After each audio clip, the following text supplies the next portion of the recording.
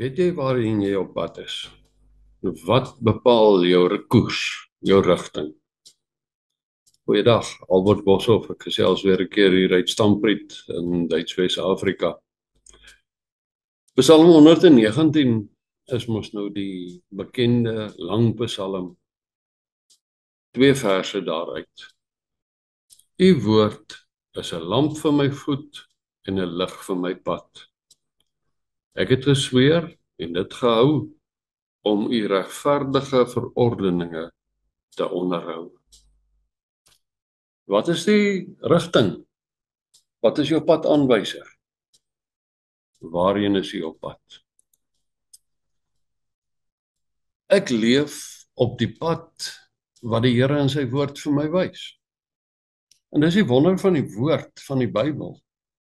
Die genade om die Bybel te kan hê, om te kan lees, om te kan hoor wat God vir ons sê. Die sekerheid dat die Bybel vir my die ware lewenspad wys waar ek naby God en vir hom kan lewe. Dis waaroor ons wil gesels. Ons lewe in 'n donker wêreld sonder rigting. Die eerste 2 woorde wat opvallend is in hierdie skrifdeel is lig en lamp. Dis 'n beeldeboek hierdie psalmboek en ons kan baie beelde hierin verwag. 'n Lamp en lig. Dis items wat jy gebruik as dit donker is. So donker dat jy sonder 'n lamp of sonder 'n lig nie oor die weg kan kom nie.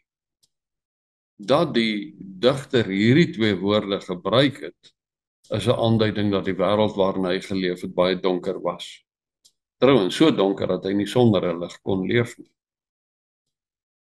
Maar nou is dit mos ook so, die wêreld waarin ons lewe is nie minder donker nie. Die wêreld van vandag, die tydsgees waarin ons leef, is donker, is sonder enige rigting. En 'n mens sal baie hieroor kan sê. En kom ons lig maar net so 'n paar puntjies uit.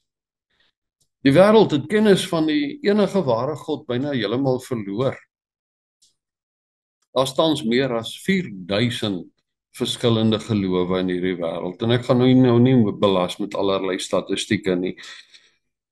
Dit wil klink of daar dalk 31% Christene in die wêreld is.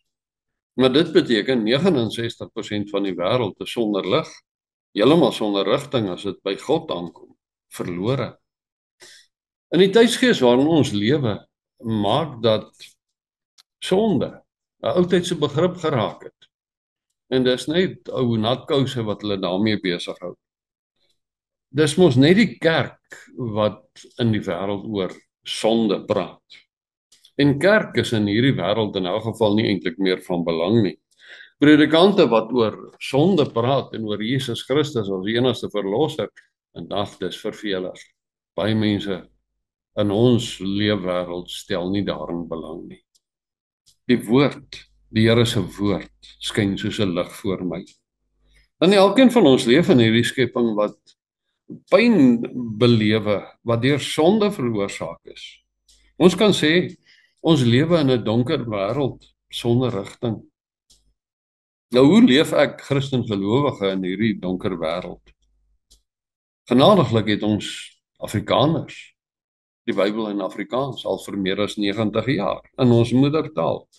En hierdie woord sê, God se woord is 'n lamp vir my voet, is 'n lig vir my pad, en ek kan elke dag daarin lees. Ek kan elke dag van my lewe na God luister. Ek kan gereeld by eredienste uitkom om te hoor wat God se woord vir ons sê. Ek kan die wysheid wat God my leer as dit ware indrink en deur die Gees met wysheid leef, soos wat God van my verwag. Hy het vir my 'n lamp, 'n lig gegee. Hy vertel my van sy woord, van sy seun, Jesus Christus. Hy wat ons sonde op hom geneem het, wat daarmee aan die kruis van Golgotha gesterf het. Deur Jesus Christus is ek uit die duisternis na die lig oorgebring. Lewe in die lig van God se woord is vir my 'n uitwys wat ware lewe is. En dan aanbid ek God soos die woord my leer.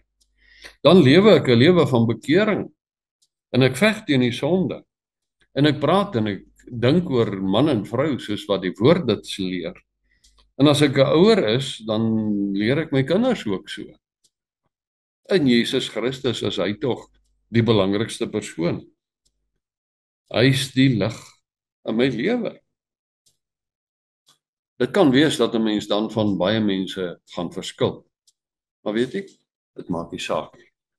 Dit maak nie saak nie, want dit wat God in sy woord vir my sê, is vir my belangriker as enigiets of enige iemand in ons land en in die wêreld. Ek sê hierdie woorde en ek leef hierdie lewe omdat God vir my die heel belangrikste is. Ek lewe in die lig van die Here se woord. Moet ons hier in die begin gesê, die Here se woord skyn soos 'n lig. Ek leef op die pad wat die Here in sy woord vir my aanwys. Kom ons bid saam. Baie dankie, Hemelvader, vir die troue genade dat U vir ons die lig, die lamp kom gee het. Kom en verheerlik U self al meer in mensekinders wat in U lig lewe. Stel vir ons daartoe in staat deur die kragtige werk van die Heilige Gees. Ons bid dit om Christus wil. Amen.